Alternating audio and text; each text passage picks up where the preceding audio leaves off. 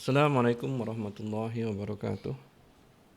Alhamdulillahirabbil alamin. Allahumma shalli ala Muhammad wa ala ali Muhammad.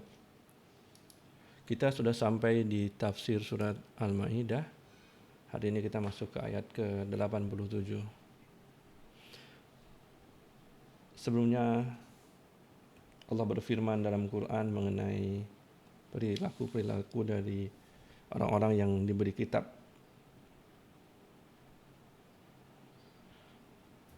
Mereka berbuat melampaui batas sehingga dikutuk oleh Nabi mereka Daud dan Isa. Teman-teman mesti faham bahwa kita ini punya perjanjian dengan Allah di dunia. Kalau kita menjalankan apa yang Allah perintahkan dan jauhi apa yang Allah larang, Allah berjanji akan memberikan kebahagiaan, melindungi kita nanti di hari akhirat. Nah, di sini kita akan membahas mengenai orang-orang yang melampaui batas dalam berhukum. Ketika Allah menghalalkan sesuatu, mereka suka-suka bertindak lebih ekstrim mengharamkannya. Kita sama baca ayatnya. A'udzu billahi minasyaitonir rajim. Ya ayyuhalladzina amanu la tuharrimu thayyibatim ma ahallallahu lakum wa la ta'tadu. Wahai orang-orang yang beriman, janganlah kalian mengharamkan hal-hal yang baik yang Allah halalkan bagi kalian, dan jangan kalian melampaui batas. Islam ini agama yang sangat detail, komprehensif. Semua yang halal jelas, semua yang haram jelas. Semua yang halal Allah jamin baik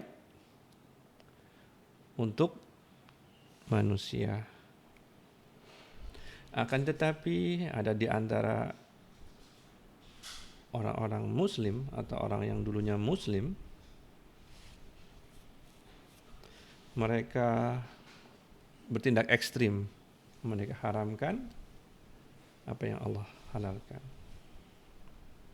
Dua contoh adalah orang-orang Nasrani, di mana mereka mengharamkan, pendeta-pendeta mereka mengharamkan untuk menikah. Mereka menjadi single seumur hidup, tidak mendekati lawan jenis. Fakta bahwa menikah itu dihalalkan, fakta untuk menyukai lawan jenis itu diperbolehkan dalam koridor yang sudah ditetapkan adalah karena itu baik buat manusia, sesuai dengan desain daripada manusia. Itu contoh yang pertama.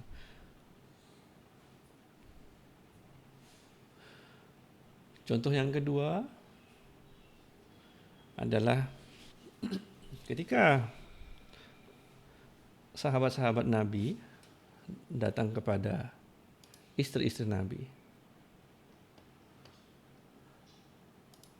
Ini dapat diriwayatkan oleh Anas dalam buku hadis Muslim. Ketika istri-istri Nabi SAW menceritakan tentang beliau, bagaimana beliau ibadah, bagaimana beliau menjalankan kewajibannya sebagai suami. Nah, salah satu di antara sahabat itu berkata bahwa saya tidak akan menikah. Kemudian yang lain, saya tidak akan makan daging. Kemudian yang lain lagi, saya tidak akan pernah tidur di ranjang atau tilam. Mendengar ini, Rasulullah SAW memanjatkan puji syukur kepada Allah seraya berkata, apa yang sedang dipikirkan oleh orang-orang yang berkata begini dan begitu? Ketahuilah, aku sholat, aku juga tidur. Aku puasa, tapi aku juga berbuka. Kemudian aku juga menikah dengan wanita-wanita. Barang siapa yang tidak suka sunnahku, maka dia tidak termasuk golonganku.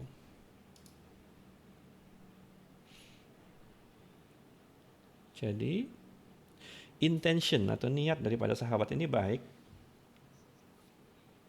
Mereka ingin menjadi orang-orang yang dicintai oleh Allah dengan berusaha sekuat tenaga dan menghindari hawa nafsu. Tidur, makan, berhubungan dengan istri adalah bagian dari nafsu. Dan agama ini agama yang mengenal keperluan manusia.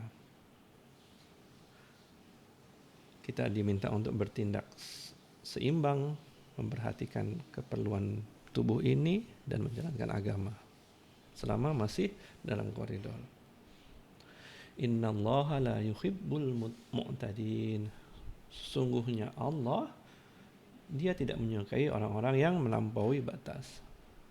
Wa kulu mimma razaqakumullahu halalan thayyiba. Dan makanlah apa yang Allah telah beri kepadamu yang halal dan baik. Allah ciptakan bumi. Allah perhatikan kita setiap hari. Allah memberikan jaminan bahwa kita akan hidup dengan rezeki daripada Allah berupa makanan. Dan ketika itu dibolehkan oleh Allah, makan. Wattaqullaha alladzi antum bihi mu'minun. Dan bertakwalah kalian kepada Allah. Jalankan apa yang diperintahkan, jauhi yang dilarang.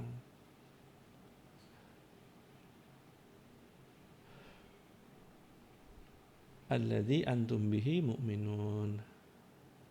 Yang dengannya kalian beriman. Kita percaya Allah yang menciptakan kita. Kita percaya Allah yang memberikan rezeki. Kita percaya Allah yang memberikan peraturan dan hukum-hukum. Apa yang halal berarti baik, apa yang haram itu berarti buruk buat manusia. Jangan kita pandai-pandai buat hukum sendiri melebihi hukum Allah. Itu dilarang. Baik, itu dulu. Assalamualaikum warahmatullahi wabarakatuh.